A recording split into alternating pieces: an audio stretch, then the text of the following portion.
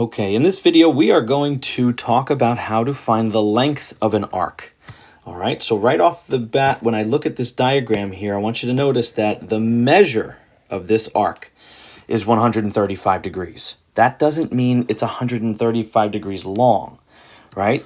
That's just the number of little degrees, little tick marks in here that we call degrees.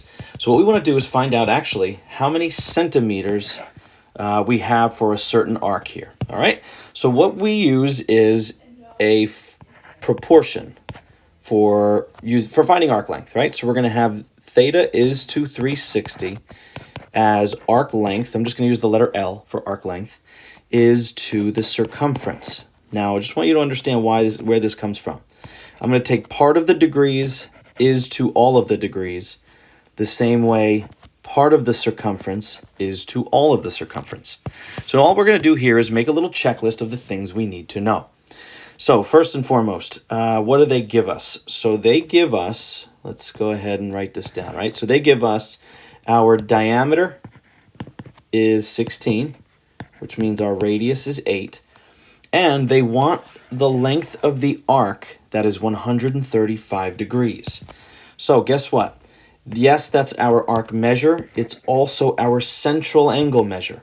So I'm also going to write it inside here as 135, and that's going to be our angle, which I'm going to use for theta. Now, guys, we have our information. We're ready to substitute that into our proportion. So here goes.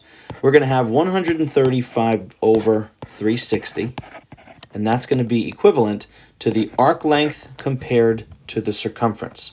Now your circumference is pi diameter, so that's going to be 16 pi. We could go ahead right now and cross multiply right away, but what I'm going to do first is I'm going to knock this down to some lower numbers. I'm going to reduce my fraction.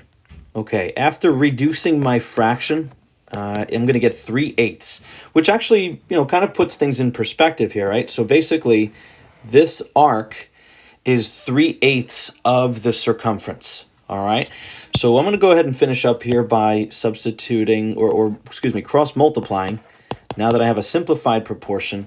So I'm going to zoom in here. I'm just going to focus solely on my equation.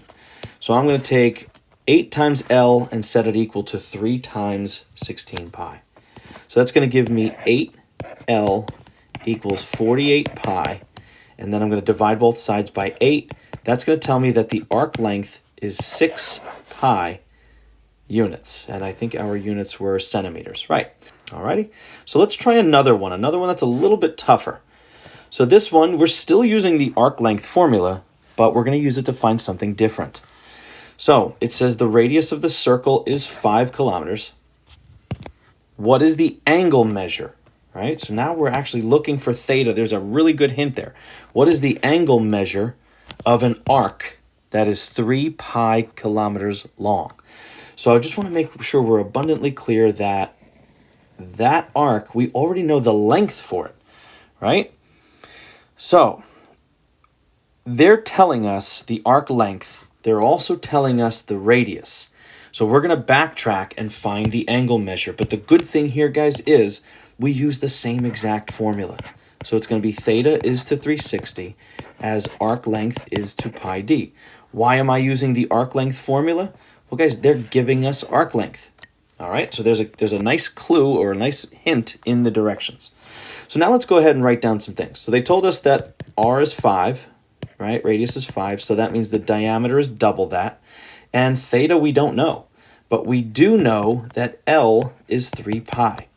We're now going to be able to substitute all of those values in here, and that'll leave us with theta.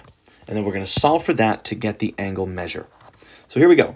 I don't know theta, so this is going to stay theta over 360, but on the other side, we're going to end up getting L, or arc length, which is 3 pi, guys. Okay, now we're substituting the arc length. We also can find the full circumference. So the full circumference is going to be pi times diameter, or 10 pi. Now, the nice thing about this is, right, those pi's divide out to be 1, right? They cancel out. So I'm going to go ahead and clean this formula up and just kind of rewrite theta is to 360 as 3 is to 10. Now we're going to cross multiply, right? I'm going to get 10 times theta, or 10 theta, and 3 times 360, which is 1080.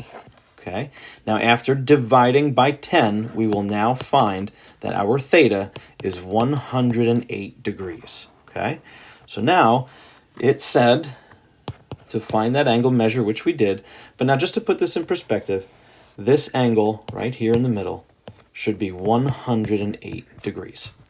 All right, so that is another example of using the arc length formula, but it will help you find the central angle as well as, right, because we just talked about this in the previous video, as well as the measure of the arc.